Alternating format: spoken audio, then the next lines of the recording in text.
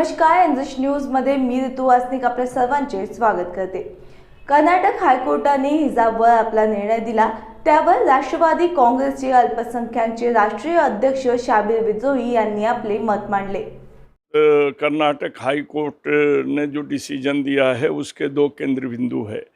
पहला, उसने लिखा है कि हिजाब इस्लाम का हिस्सा नहीं है, और दूसरा लिखा है कि जहाँ जिस कॉलेज में और ड्रेस कोड हो उस कोड का पालन होना चाहिए। मेरा आपसे एक ही चीज़ है कि चूँकि मैं उस समुदाय, उस संप्रदाय और इस देश का एक नागरिक हूँ और इस पर आपने हमसे विचार मांगा है, तो कोर्ट के फैसले के बाबत जिसने याचिका डाली है वो खारिज की गई है, तो वो उसे मानकर खामोश रहेंगे कि सुप्रीम कोर्ट जाएंगे, ये उनके विचार हैं। लेकिन मेरा अपना मानना ये है कि हिजाब का मतलब है मुंह को ढक लेना, यानी चेहरे को छिपाना। इसके पीछे तीन चीज़ें होती हैं। एक तो होता है कि प्रदूषण से अपने आप को बचाना, दूसरा अपने चेहरे को बुरी नज़र से बचाना, आप तीसरा कीटाणुओं से भी बचाना, जो कि आप कोरोना काल में देखा कि अच्छे अच्छे लोगों, क्या पूरे भारतवासी नहीं पूरे विश्व को कोरोना ने हिजाब पहना दिया, यानी मुंह पर ढक्कन लगा दिया, नाक को मुंह पर लगाया।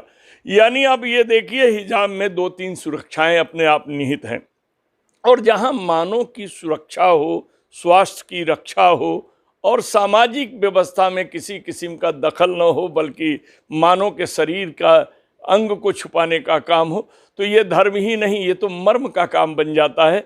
और जो काम सभ्यताओं को जन्म देता हो, देखिए एक चीज़ आप नोट कर लीजिएगा, शिक्षा तहजीब को जन्म देती है, शिक्षा सभ्यता को जन्म देती है, और सभ्यता बुराइयों से रोकने का काम करती है। तो हिजाब तो हर तरह से रोकने का काम कर रही थी। सरकार ने संवैधानिक व्यवस्था पर देखा, ये देश न तो कुरान से चलता है, न गीता से चलता है, न पुराण से चलता है, ये पूरा देश संविधान से चलता है। अब उन्होंने जो भी फैसला दिया होगा, बल्कि तुलसीदास की वो पंक्ति को आपके सामने रख देना चाहूँगा। तुलसीदास ने बड़े साफ शब्दों में कहा, जाकी रही भावना जैसी, हर मूरत देखी तीन तैसी। तो जिस भावना से, जिस भाव से, जिस आधार पर और जिस संवैधानिक बिंदु पर कोर्ट ने फैसला दिया है, वो कोर्ट जाने और याचिकाकर्ता के वकील जाने। हम लोगों को देश में हर तरह से अमन, शांति और विकास चाहिए। और रह गया सवाल ये कि इन सारी चीज़ों को देखते हुए याचिकाकर्ता अगर संतुष्ट हैं तो ठीक है, नहीं तो वो आगे अभी सुप्रीम कोर्ट है, वो जाएंगे। न हम उनको जाने के लिए प्रेरित करेंगे और न जाने के लिए बाध्य करेंगे। हम दोनों तरफ से कुछ नहीं करेंगे, ये उनकी इच्छा पर है। और सुप्रीम कोर्ट भी इस मामले को संवैधानिक ढांचे में देखेगी। अगर फैसला संवैधानिक ढांचे के अनुकूल होगा तो आगे वो सुनवाई नहीं करेगी, और सुनवाई करेगी तो इसी फैसले को रखेगी। कहीं ना कहीं फैसले की त्रुटियों को देखते हुए सुप्रीम कोर्ट स्वीकार करता है, और जब केस स्वीकार करेगा तो वो जाने, ये उनके मसले हैं।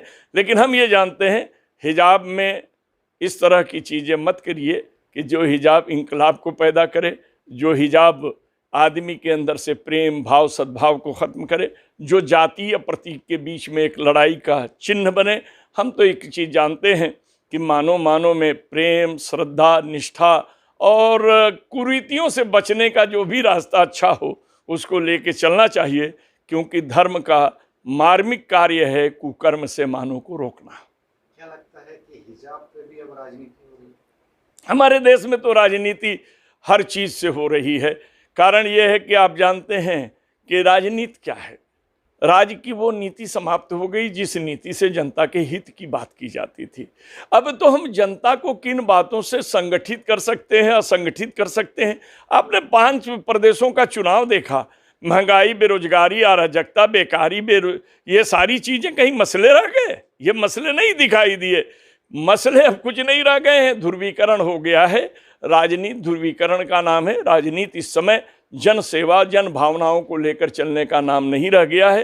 हिजाब नहीं, यहाँ तो हर चीज़ पर राजनीति होती है।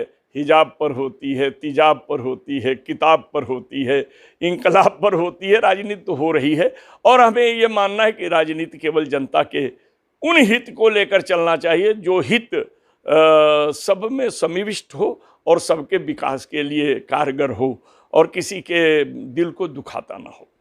ताज्या बातम्यांसाठी आमच्या चॅनलला सबस्क्राईब करा आणि बेल आयकॉन दाबायला विसरू नका. सोबतच आमचे फेसबुक आणि इंस्टाग्राम अकाउंटला लाईक करा.